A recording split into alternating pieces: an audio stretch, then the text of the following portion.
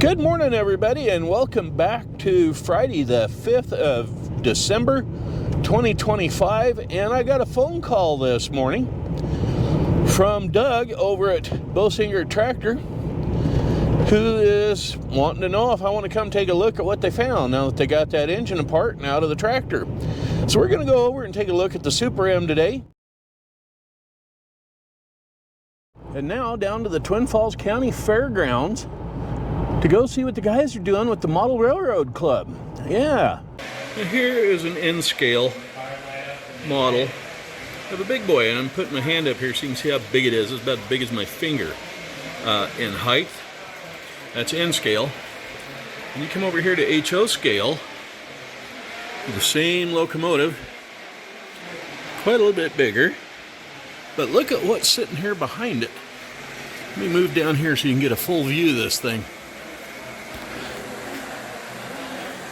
Look at that thing. Isn't that great? That's almost as big as some of those ride-on machines, yeah.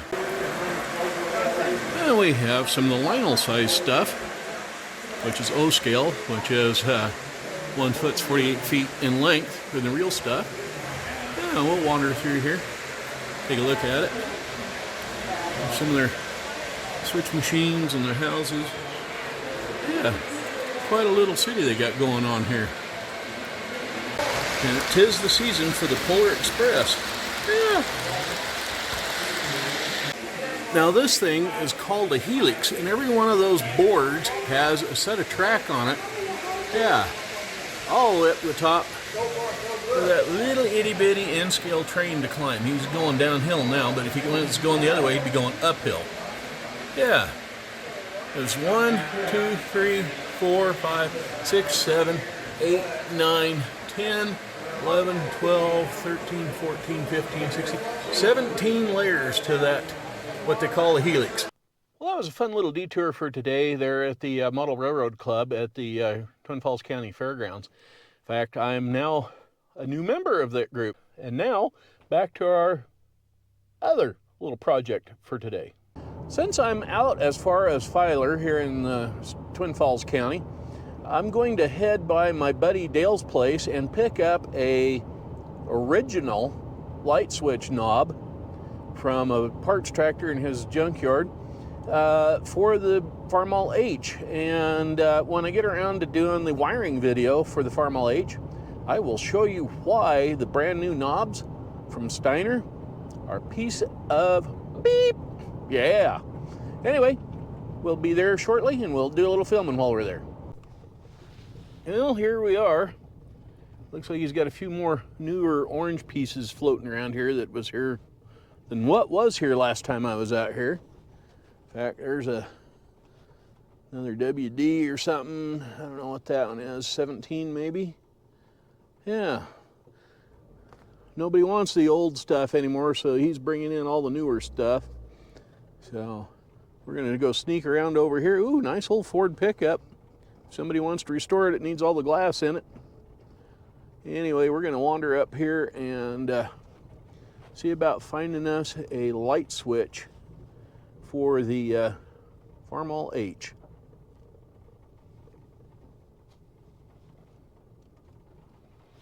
And there is one right there on that little old A, or C, or whatever it is, C. So we're going to go snag that.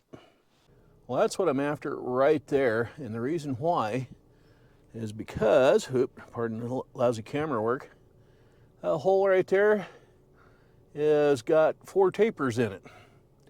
So it'll fit on that knob, or on the shaft of the light switch, a heck of a lot better than that crappy thing I got from Steiner's.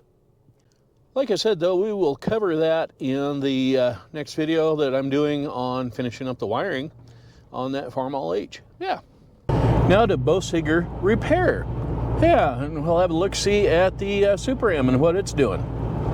Well, here we are at the new lot for the Boesinger Tractor Company, the LS dealer here in Twin Falls. And we're going to take a peek and see what's up with the Super M and what they've been doing to it. And I can tell you right now, I see some parts sitting around. For starters, there's the hood and the grill sitting here. Yeah, so let's go inside and see what they've got taken apart.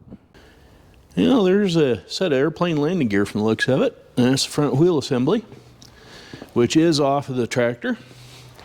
And then we come over here where they've got the parts and pieces laid out. The rod bearings have got surfaces on the crank here, have definitely got some grooves wore in them. You can feel them when you run your finger across them. Pardon my crappy camera work. The mains feel all right. Now this right here, these brown or dark spots are on all three, and that must be part of where the oil came down through the bearing and was oiling that. It's kind of an oil galley possibly, but there's some grooves machined into this, which is probably part of that oil cylinder assembly. So yeah, we're going to have to grind at least the rod bearing journal here. Camshaft doesn't look too bad. They're going to take that over and make sure there isn't any flat lobes or anything on that. There's the lifters out of the thing. And some of the rear oil seal and front seal parts right there. The whole thing come apart pretty easy, except for right back here, this stud back here for the manifold is the one that broke. We're going to have all new guide seals and whatnot put in on the top end. Bottom end is going to get, which you can't hardly see it, up in there. Pretty deep combustion chamber. That's going to get new hardened seats and valves in there. And we got the distributor laying here. An assembly of bolts and the alternator and water pump and carburetor and all that kind of things laying there. Now one of the pistons, it was this one right here, the number 4, had broken rings in it. In fact, if I can get close enough here, we'll get up here. You might be able to see the scarring there on the top of that piston above the top ring there. There's scarring all the way around that thing. I don't know if the camera will pick it up or not. There's the cam and some related parts sitting there, the gear to drive the camshaft anyway. And over yonder is the front tower assembly that we need to have new bushings put in it and whatnot so it doesn't have that death wobble. And a bare engine block. Now there is one broken cylinder, or excuse me. There is one broken manifold bolt on the head that we have to deal with, but this thing came apart pretty well, and it doesn't look too terrible bad inside there. I figured it'd be a lot more rust scale in there. But yeah, that's why it was burning oil a little bit and smoking so good, is because of those rings were gone. And I was told the number 3 cylinder spark plug was totally fouled and wasn't sparking at all, which doesn't surprise me with all the oil that was getting around it and that engine was burning. Anybody that's worked on those will know what all those plates are. There's the oil pan, the front cover for the engine's laying there, along with the governor assembly and all that, the manifold and the muffler. And we turn just a little bit. Here's what's left of the beauty. Yeah, and apparently, after 70 some odd years of use, that bell housing was packed absolutely chock full of grease and oil. You can see on the clutch disc there where the oil was coming through and flinging out all over the clutch assembly. So yeah, we're going to need to probably get at least a new clutch disc for sure on that, which I'm surprised it doesn't look like it has that much wear on it on this side, which is a little bit surprising. It still has all the grooves and stuff in it, but that could be just from the lack of use or whatever. I don't know that the tractor's ever been apart to have the clutch replaced. I think that's the original clutch. I say that because the tractor never has looked like it's ever been apart, so I'm pretty sure that's, and the way the clutch rod was adjusted all the way down, I'm thinking that's just a wore out clutch, but it looks good. But it's going to get replaced because it's soaked in oil. Well, that's going to wrap up today's video on what I've been up to. It was nice to see Randy, one of my subscribers. Hi, Randy. Down there at the fairgrounds. In fact, he and I were talking about it, and that was the only reason why I even went down there, is he was chatting it up and knew I liked trains. So yeah, like I said, now I'm a member of that group down there, and I run into Randy more often. We'll keep up the chat and maybe get him in front of the camera in one of these videos, and we'll have a little discussion about what's actually going on down there and who's doing what and that sort of thing. Get a little more detailed information on just that Model Railroad Society down there. They even have an outdoor train, the LGB stuff, the big G-scale stuff, running around outside. Now, a couple of years ago, some kids broke into the fairgrounds and destroyed that. And quite honestly, that really infuriated me reading about it in the news or hearing about it on the news, one or the other. And yeah, I really at that time considered making a donation and give them some cash to help rebuild and some track that I had for some of my LGB stuff. So, and yeah, that's lettuce, grease, and bacon, I guess. Anyway, on we roll. Got the new light switch knob mounted on the H's panel. So we're going to get that installed. We'll cover that, like I said, in a later video. And yeah, on we go.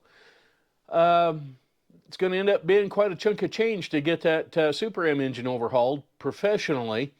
Not going to make a real heavy-duty pulling machine out of it. I could spend $1,000 for a propane head and another $300-400 for a propane manifold and get another couple horsepower out of the thing. I think these overbore pistons with the high compression dome on them is going to be enough.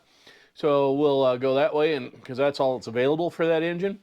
Is out of I think it's a 400 or 450 is what those parts are made for, because you can't get them for the Super M anymore, but it's the same block, so stuff fits.